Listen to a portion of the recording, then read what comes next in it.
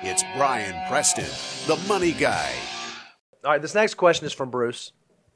Bruce said, I make $35,000 a year, and I'm able to save 25% by maxing out just an HSA and Roth IRA. Should I contribute to my 401k? I don't have a match at all since I'm already saving 25%. Can I move to step 8 of the financial order of operations, or should I keep saving more? So obviously Bruce is familiar with our financial order of operations. If you're not familiar with it, you should go to moneyguy.com/resource. We have a free deliverable that will walk you through the 9 tried and true steps of what you should do with your next dollar.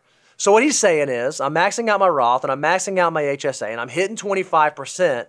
Can I just jump straight to step number 8, or should I put something in my 401k?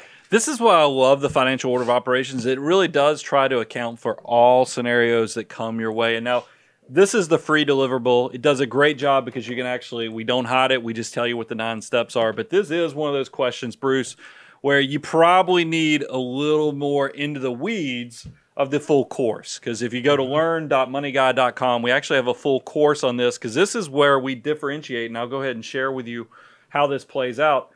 He mentioned something very key. He talked about step 8, but we also know what's in play here is step 2, because we got an employer plan. We know that he's talking about Roth and HSAs, and then we also know step 6 is max out retirement. So how do we get here? So let's just kind of walk through this. His employer plan doesn't offer a match.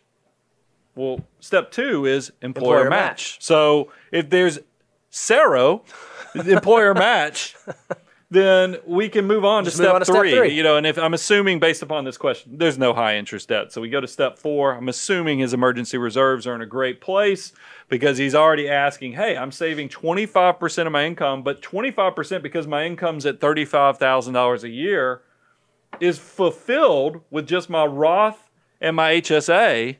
So that is, he's already hit hyperaccumulation. So since he's already hit hyperaccumulation of saving 25% of his gross income, he kind of, look, if he had extra money that, you know, or if he was in a higher income situation, he probably would get pulled into step 6, is where to get to 25%, the Roth IRA wouldn't be enough money plus HSA to reach 25%. You would need to top off at step 6 with the max out retirement, but he's already at 25%. So he goes to step 7, hyperaccumulation.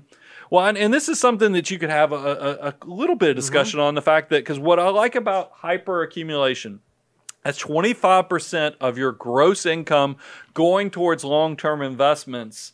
But you want to get into the triple, you know, the 3-bucket strategy here. Your after-tax, which is your brokerage account, your tax-deferred, which is probably your employer matching account for somebody who's in a lower income situation like this, and then your tax-free bucket. We like to have a mix of all 3.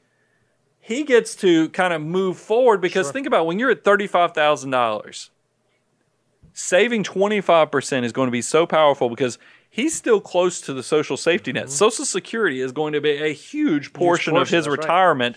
He's not living off of, he's not spending a ton of money. Plus you stack on top of that Roth money, you stack on top of that HSA money for medical expenses. He's going to be set, because you could always get access to that Roth principal payments, even if you retired early. Really powerful. So yes, I would say, Bruce, you have reached step 8. If you're at $35,000, it shows what a financial mutant you are to be able to save 25% of your money, making $35,000. It's impressive. Kudos that you are that disciplined with your lifestyle. But that's what I love about the financial order operations.